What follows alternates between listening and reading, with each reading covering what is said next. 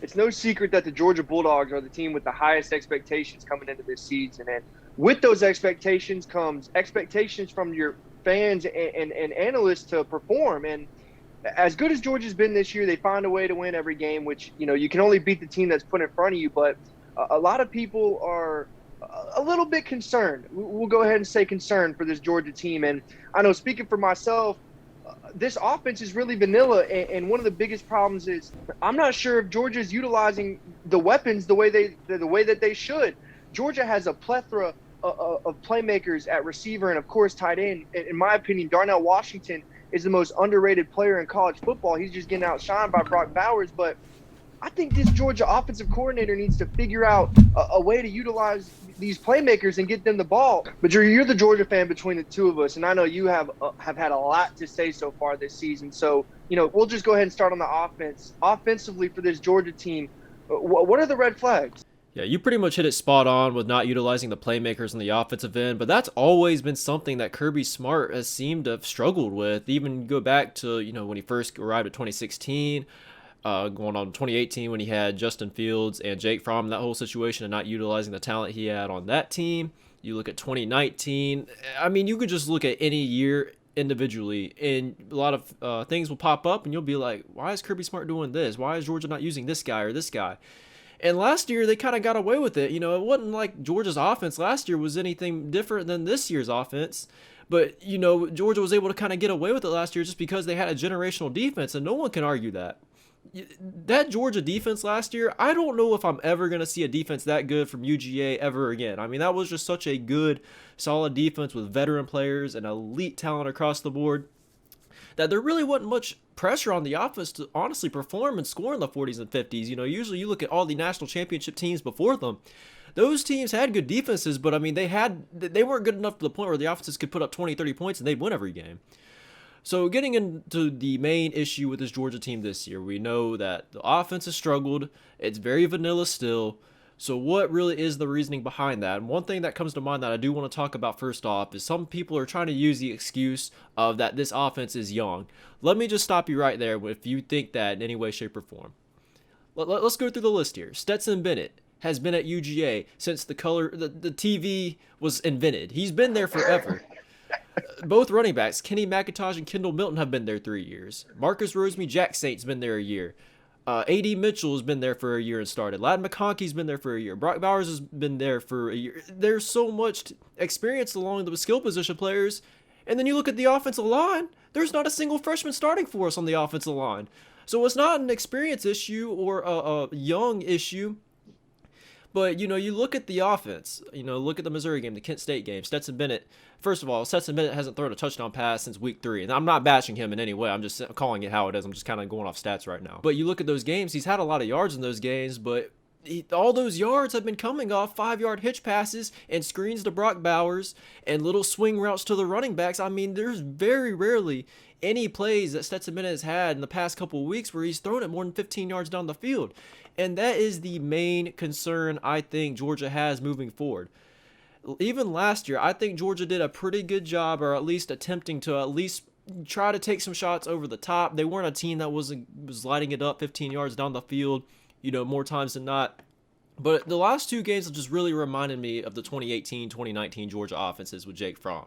A lot of hitch passes, a lot of 5-yard routes, whatever route you could think of, it's within 5 yards, we run it, we run screens. And when you have an offense like that, it's so easy for a defense to prepare for that. And we've seen it with Missouri. They did a terrific job putting together a game plan. You got to give Missouri credit. They played a really good game. Now, another concern that Georgia seems to be having from a lot of fans this year is, are they getting bored? Well, it's easy to look at the Kent State game when they played a couple weeks ago. It was a noon game against a very low-tier opponent. No one really knows who Kent State is. It's easy to look at that game and be like, okay, Georgia maybe was just going through the motions, whatever. I don't buy that for the Missouri game. I don't believe this Georgia team took Missouri lightly. It's a conference game on the road at nighttime. To be completely honest, I think Georgia just got whipped in that game. I'm just going to be honest. I think Missouri outplayed Georgia. Yeah, Drew, those were really some excellent points. And I really love the comparison to that Jake Fromm ran offense from a couple of years ago because what you said is exactly right. This team doesn't take many shots down the field. And whether it's you trust your quarterback or you don't think you have wideouts on the outside, I know that was Kirby's excuse. I think it was after the Missouri game, but it doesn't matter. The game of football is changing. The game in the SEC is changing. 10 years ago, this Georgia team would be a favorite to win the SEC in the national championship just based off this defense. But in the new SEC, you have to be able to score points, man.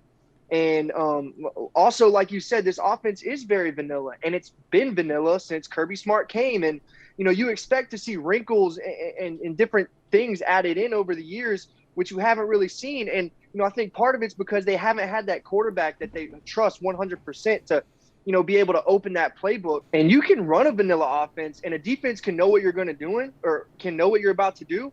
And it just comes down to execution.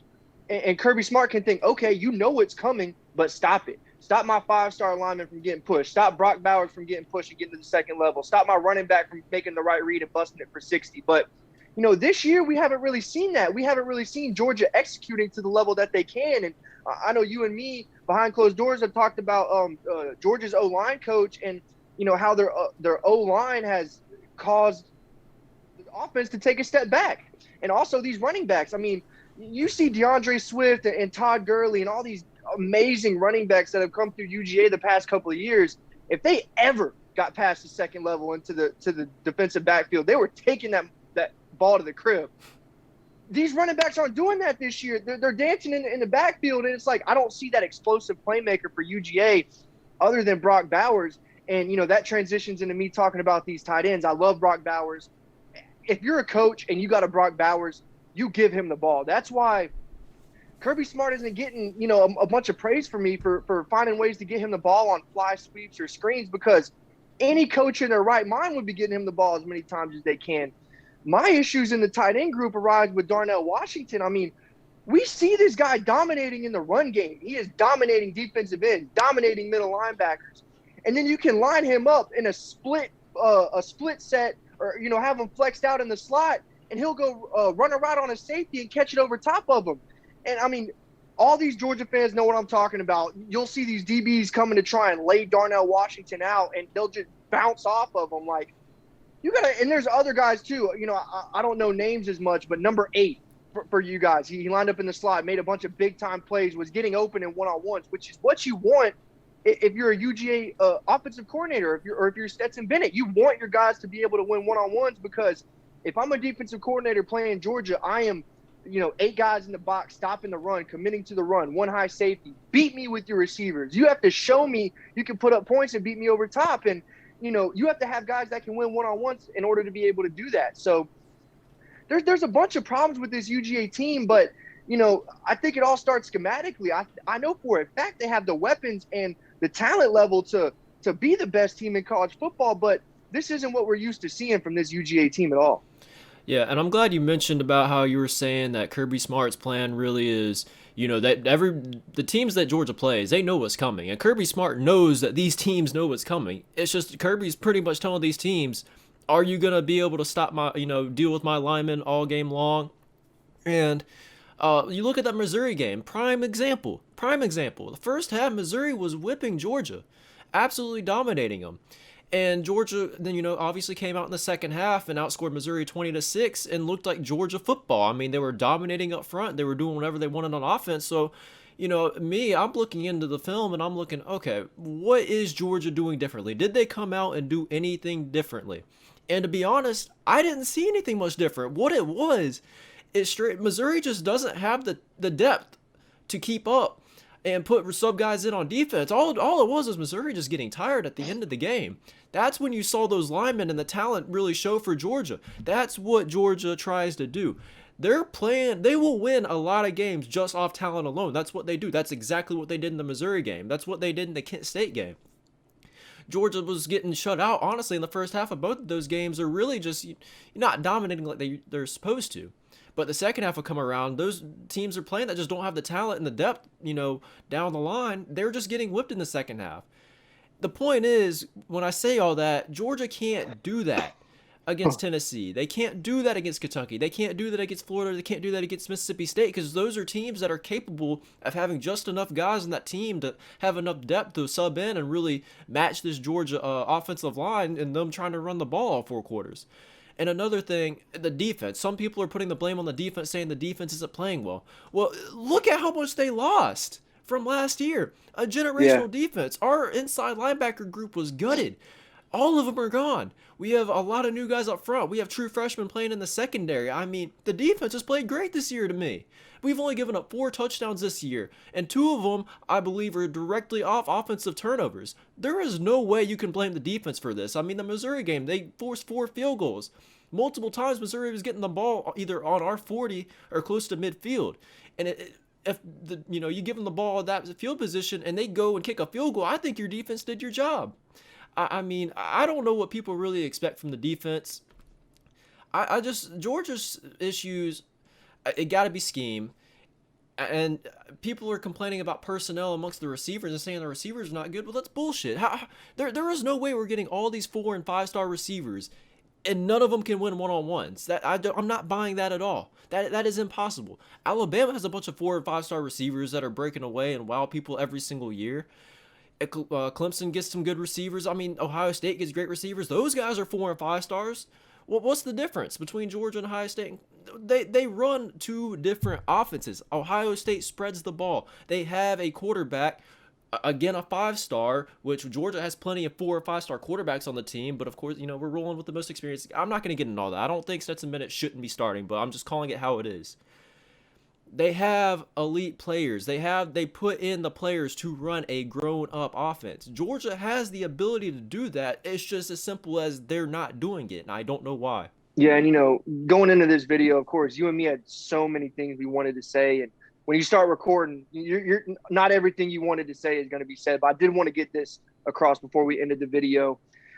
Turnovers for this Georgia offense. I've never seen Georgia fumble as many times as they fumbled going into this season. And it's simple, stupid mistakes like that. Special teams. Like, this Georgia team is always squared away as far as the little things, And this year I haven't seen that. And I think that it could be a case of you're starting to get these recruits in that are coming to Georgia and they know Georgia's good, versus as when Kirby Smart first got there, nobody believed in him.